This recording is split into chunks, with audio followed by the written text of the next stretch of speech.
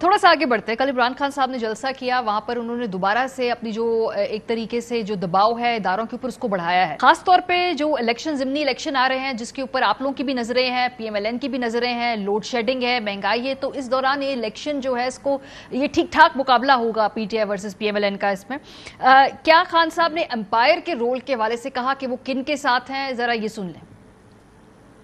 हमने मिलकर धांधली के बावजूद इनको शिकस्त देनी है। ये जो इलेक्शन है पंजाब का, ये सिर्फ और सिर्फ धांधली से जीतेंगे। अवाम इनके साथ नहीं है, अंपायर इनके साथ है।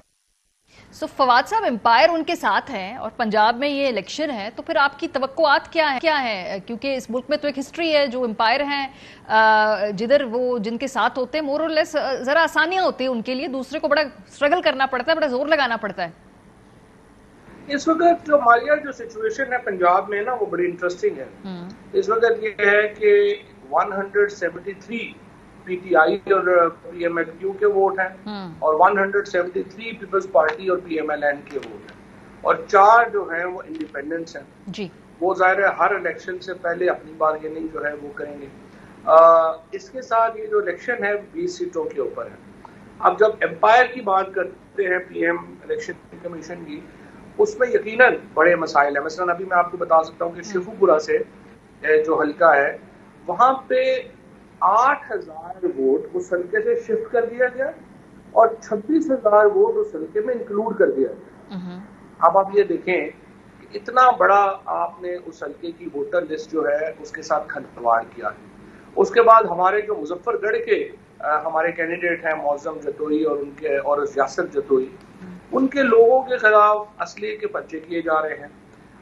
यहाँ पे महर काशिफ लाहौर में जो खुद करोड़पति है, उसको 45,000 रुपए की डकैती के ऊपर पर्चे में जो है वो नामालूम फर्द के तौर पे शामिल कर लिया गया है। ये वो सारे मसाइल हैं जिससे हमारे कैंडिडेट्स लड़ रहे हैं और जो इस वक्त मुकाबला है सुप्रीम कोर्ट की हिदायत के बावजूद वो इक्वलिटी के ऊपर नहीं हो रहा। लेकिन इतनी बड़ी एक इस वक्त पब्लिक वेव है कि ये इसको डिफीट नहीं कर सकेंगे। जितना मर्जी आप अपनी कर लें, जितना मर्जी आप लोगों को तंग कर लें, क्योंकि ये ग्रुपों का इलेक्शन ही नहीं है। अब तो कॉमन आदमी ने फैसला, एक हल्के में लेट से 2-2.5 लाख जो है 3-3.5 लाख की आबादी होगी, तो इसका मतलब यह 1-1.25 लाख वोट होगा। आप 1-1.25 लाख आदमी को कैसे जो है वो मजबूर करेंगे कि वो एक तरफ वोट दे दे। ये जो इनका ये पर्पस जो है ये ना पूरी तरह नाकाम होंगे और आप देखेंगे इंशाल्लाह। आज 2-3 जो बड़े इस एनालिस्ट हैं, अजमल जामी हैं, उसके बाद असदुल्लाह गालिब है जी मैंने देखा वीलॉग्स किए हैं। उन वीलॉग्स में उन्होंने वाज़ेह तौर पे बताया है कि उनकी नजर में पीटीआई जो है वो बहुत आगे है पीएमएल।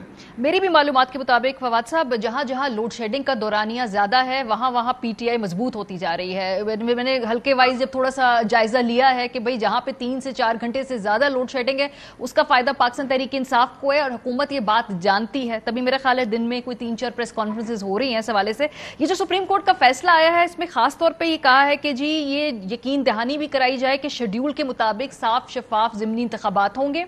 इसमें लिखा हुआ आला अदालत की तरफ से ये बाकायदा डायरेक्शन है और जिन हलकों में ज़िमनी इंतखाबात होने हैं वहां कोई तरक्याती स्कीम या कोई दूसरा मंसूबा नहीं शुरू किया जाएगा, ये भी लिखा हुआ है।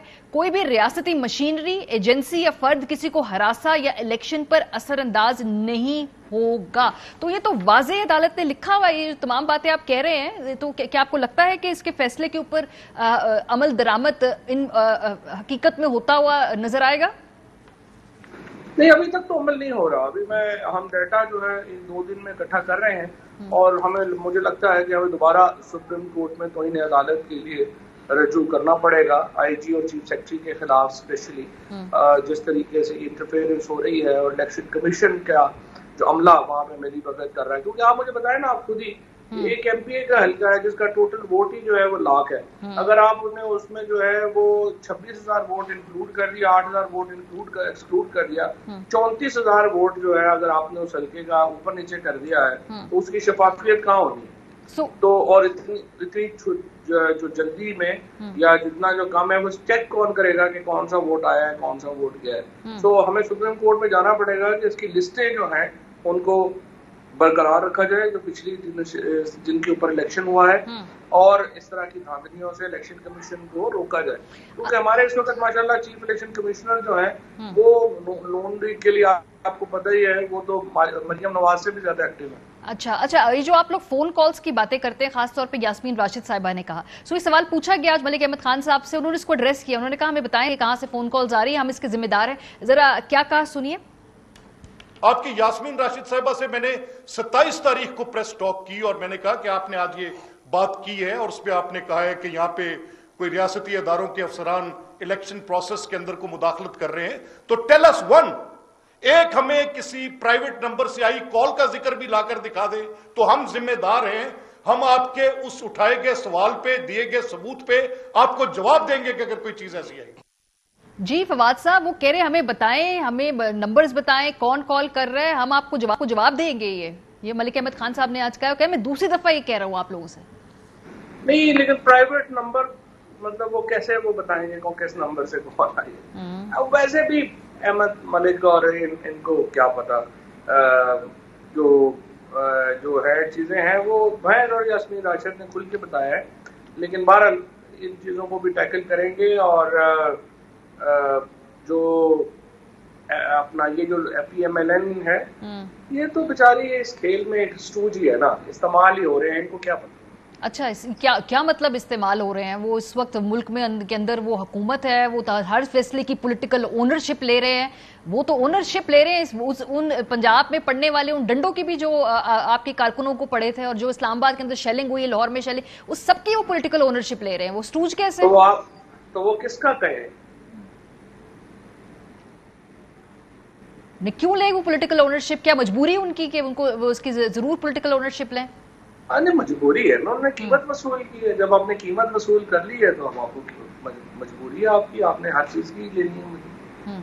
ठीक है, थोड़ा सा आगे बढ़ते हैं। कल इमरान खान साहब ने इदारों और अदलिया को दोबारा उनसे बात की, उनको डायरेक्टली एड्रेस किया, कहा कि जी ये क्या सिर्फ मेरी जिम्मेदारी है कि मुल्क के ऊपर जो चोर हैं उनको मुसल्लत किया गया है, तो उनके बारे में मैं बात करूं। क्या कहा खान साहब ने, देखिए।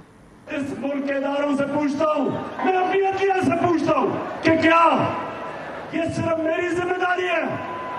क्या आपका पाकिस्तान नहीं है? कैसे आपने इन डाकुओं को हमारे ऊपर मुसल्लत होने दिया? आगे बढ़ के खान साहब ने यह भी कहा कि इदारों को कहता हूं कि मामलात अभी भी संभाल लें, कहीं ऐसा ना हो कि हालात बिल्कुल ही हाथ से निकल जाएं। हमारी कौम निकली हुई है, इदारों को एक पैगाम दे रही है, जज आपको एक पैगाम दे रहा है, अभी भी वक्त है कि इन चोरों से इस मुल्क को बचा लो कि हम सबके हाथ से गेम ना निकल जाए, चाहो भी नहीं तो रोक सकोगे।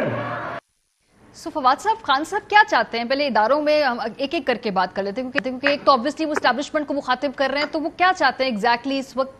किस किस्म का किरदार एस्टैब्लिशमेंट अदा करे? क्या मौजूदा हुकूमत को हटाकर वापस जो है तो तहरीक इंसाफ की आने की रास्ता हमवार किया जाए? इदारे इस वक्त स्पेसिफिकली करें क्या? जो आपके नजदीक इकदाम हैं?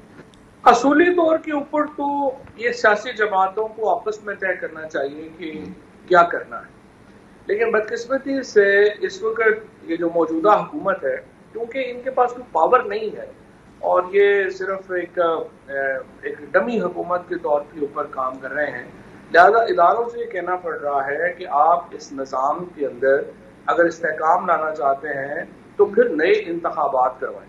अब नए इंतखाबात की तरफ बढ़ना जो है वो एक हल है जिसके नतीजे में पॉलिटिकल स्टेबिलिटी आएगी, चूंकि ये इख्तियार इन जमातों के पास, बेचारों के पास नहीं है। और ये तो जाते हैं, इनको हुक्म मिलता है IMF में चले जाओ, IMF में चले जाते हैं, इनको हुक्म मिलता है ये कर ले, वो ये कर लेते हैं।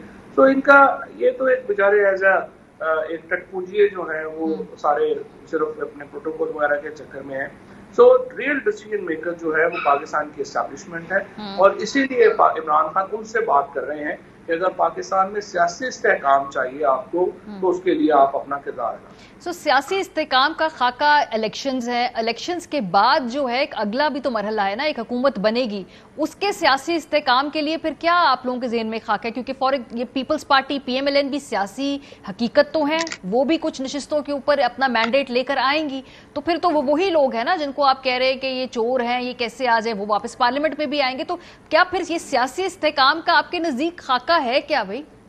नहीं, पहले तो लोगों को फैसला करने दें ना, पहले तो लोगों को फैसला करने दें कि वो किस पे ट्रस्ट करते हैं, और अगर वो ट्रस्ट उनका जो है वो आएगा एक पार्टी पे नहीं आएगा, सारी पार्टियों के आएगा, तो फिर और पॉलिटिक्स होगी। लेकिन इस वक्त जो सूरत हाल है, हमारा अंदाजा ये है कि तहरीक इंसाफ 2/2 अक्सरियत से ये इंतखाबात जीतेगी। लेकिन कैसे फवाद साहब? और ये अच्छा एक आइडिया है, 2/3 जो लास्ट टाइम मुझे याद है नवाज शरीफ साहब ने हासिल किया था, फिर वो अमीरुल मोमिनीन बनना चाहते थे, और उसके बाद अब क्या ये टेक्निकली पॉसिबल है कि भाई कि कोई किसी भी एक जमात को 2/3 अक्सरियत इस मुल्क में हासिल हो सकती है? क्या ये निजाम के अंदर अब इस तरह से डिजाइन हुआ है कि 2/3 किसी एक जमात को मिल जाए? PTI is the only party जिसको मिल सकता है। उसकी वजह यह है कि उसका जो इस वक्त साइज है, इस वक्त जो पूरे मुल्क में तहरीके इंसाफ का एक जो इस वक्त आप समझिए कि जो वुसअत है, उसकी वजह से PTI is the only party जो 230, 235, 240 नशिस्तों के ऊपर उम्मीदवार खड़ा करने की पोजीशन में है। बाकी तमाम जमातें जो है वो तो शायद 150 से ऊपर भी ना जा सके। तो ये PTI is the only party जिसके पास ये ऑप्शन है। फवाद साहब, लेकिन मुख्तदर हल्के किसी को भी 2/3 अक्सरियत इस मुल्क में क्यों मिलेगी? किसी भी सियासी जमात को क्यों हासिल करने देगा कोई? बेसिकली आपका कहना यह है कि जो एस्टैब्लिशमेंट है वो किसी भी जमात को 2/3 मेजॉरिटी हासिल नहीं करने देगी। ये मेरा सवाल है जी, तो क्यों? जो वही मैं कह रहा हूँ, फिर ये इलेक्शन तो ना हो। इलेक्शन तो होने हैं, फ्री एंड फेयर होने हैं, और लोगों को आपने ये चॉइस देनी है कि उन्होंने इलेक्ट करना है। अगर वो इलेक्शन ही धांधली ज़्यादा होने हैं और पहले ही पता है कि किसने कितनी सीटें लेनी है, फिर वो इलेक्शन तो ना हो। फवाद साहब, बिल्कुल एक ऑनेस्ट सवाल, क्या अगर आज इलेक्शन हो भी जाए, पाकिस्तान तहरीक इंसाफ की जिस तरह का मुतालबा है, तो उसके बाद भी क्या सियासी इस्तेकाम दिखाई देता है? क्योंकि उसके नताइज के बाद फिर एक और डिबेट शुरू हो जाएगी कि उसको मानना है, किसने मानना है। क्या अभी आपको इलेक्शन के बाद भी इस्तेकाम दिखाई दे रहा है? नहीं, इलेक्शन देखिए ना, अगर इलेक्शन कमीशन ऐसा हो जिसके ऊपर तमाम लोगों का एतबार हो, वो इलेक्शन कराए, तो फिर आप तो ही नहीं मानने तो पड़ते हैं ना, वो तो नहीं हो सकता आप ना माने, वो मानने पड़ेंगे सबको। और सिर्फ ये है कि वो नजर आ जाता है इंटरफेरेंस कहाँ है कहाँ नहीं है। अब तो इतना वो दौर नहीं रहा सीक्रेसी का, अब तो हर पोलिंग स्टेशन मॉनिटर हो रहा है।